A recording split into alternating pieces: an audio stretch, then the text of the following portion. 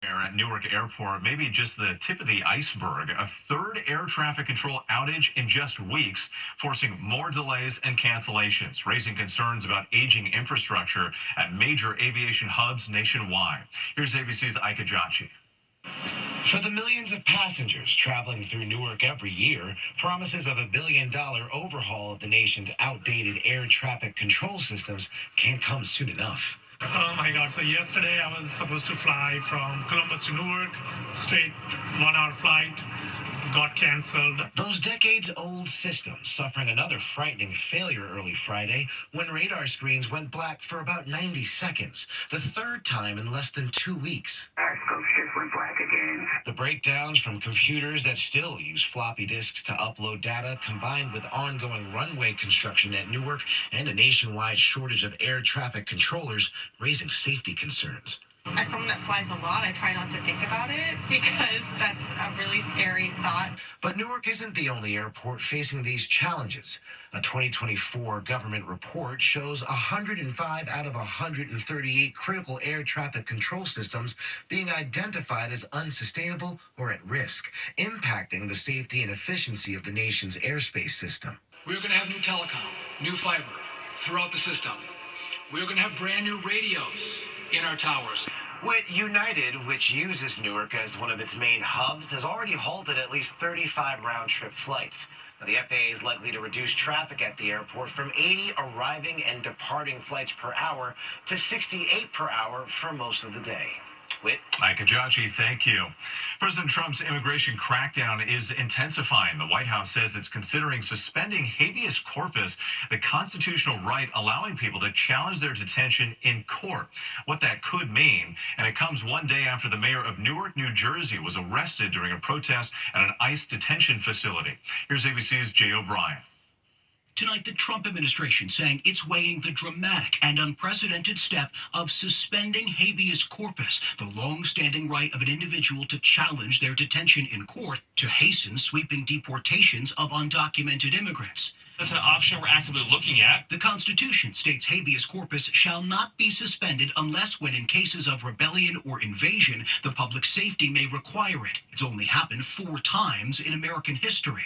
But the White House claiming the United States is facing a national security threat from undocumented immigrants, and now considering the extraordinary move after a series of federal judges halted the deportations of some migrants, saying they should be given the chance to legally challenge their removals. President Trump posting this week, "Our court system is not letting me do the job I was elected to do."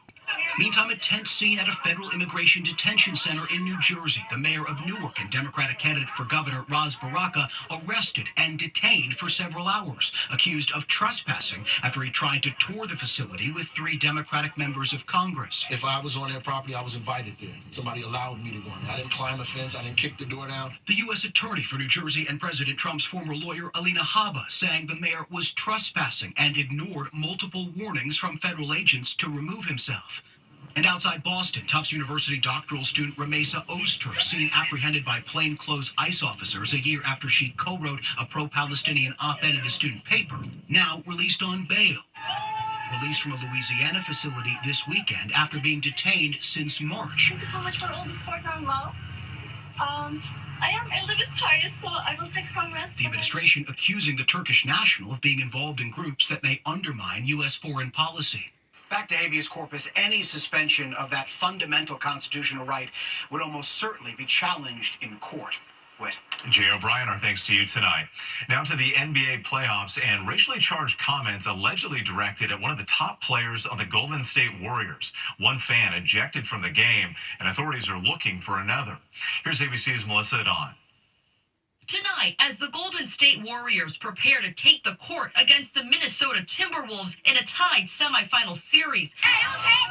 The Timberwolves announcing they're investigating whether their fans made racially charged comments towards Warriors star Draymond Green during Game 2. The Timberwolves say this video shared on X shows part of the incident they're investigating. You see Green reacting and Target Center Arena security getting involved. The Timberwolves say one fan was ejected by arena security for violating the NBA fan code of conduct in an incident, and security are looking for a second person who left on his own before security could identify him. The fan ejection happening after Green got his 5th technical foul during this year's playoffs. Green upset, speaking to reporters after the game. I'm not an angry black man. I'm a very successful, educated black man with a great family. And I'm great at basketball. I'm great at what I do. The agenda to try to keep making me look like an angry black man is crazy. I'm sick of it. It's ridiculous. The Timberwolves continue their investigation and say additional action may be taken towards the fans. The Warriors face off the Timberwolves at home tonight for Game 3. Melissa Don, thank you.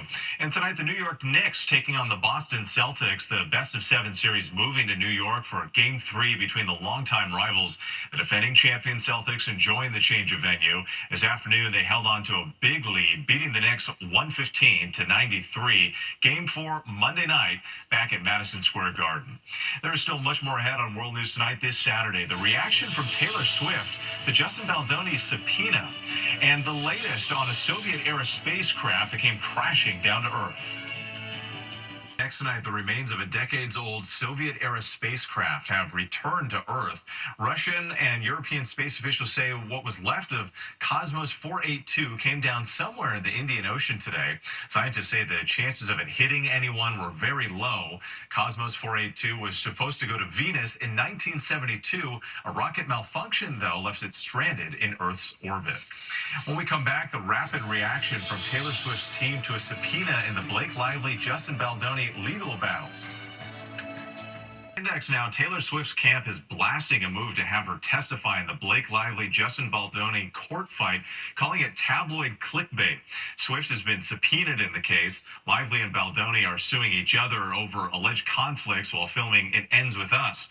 A spokesperson for Swift says the singer's only involvement with the film was licensing one song. Up next here, a special Mother's Day weekend for a group of nurses in Wisconsin, taking a cue from their patients.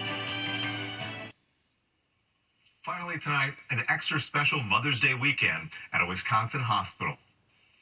These nurses in Green Bay, Wisconsin have every reason to smile this Mother's Day weekend.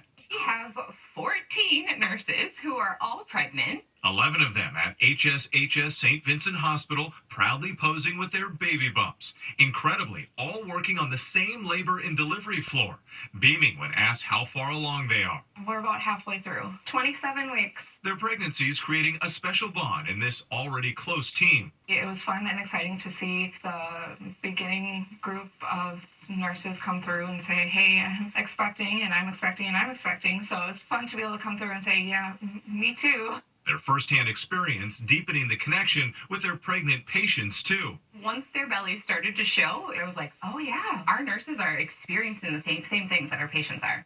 The first baby in the group due any day now, and the 14 nurses are already looking forward to recreating the work family photo next year with their new additions. We are definitely going to recreate that next year with all the kiddos.